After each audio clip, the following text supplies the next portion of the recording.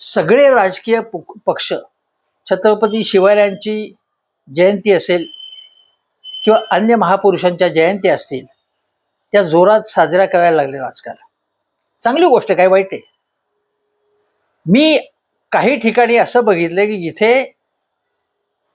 असा किल्ला उभा केलाय आणि तिथे सगळे कार्यकर्ते बसलेत. ही गोष्ट सांगतोय की सगळे म्हणजे शिवसेना, उद्धव ठाकरेंचा पक्ष असेल, मनसे असेल, राष्ट्रवादी, कुठलाही पक्ष याला अपवाद नाही.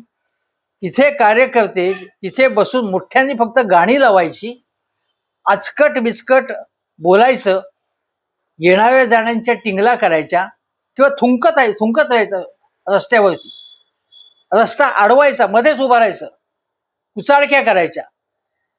या प्रकारे शिवरायांचा काय तुम्ही काय संस्कार घेताय का? नुसती जयंती साजरी करायची, केवळ सेलिब्रेशन म्हणून तुम्ही त्याच्याकडे बघताय का?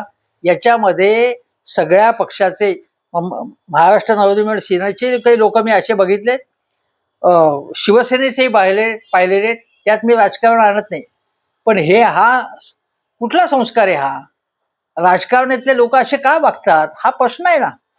त्यामुळे राज ठाकरे जे म्हणे नुसते जयंती साजरा करून तुम्ही त्यांच्यापासून काय प्रेरणा घेतली आहे? तुम्ही आयुष्यामध्ये काही वेगळे वागताय का त्या पद्धतीचं? असं दिसत नाही, हे सांगणं भाग आहे. राज ठाकरे यांनी या प्रकारे सामाजिक जे भाष्य केले ते मला अतिशय महत्वाचं वाटतं.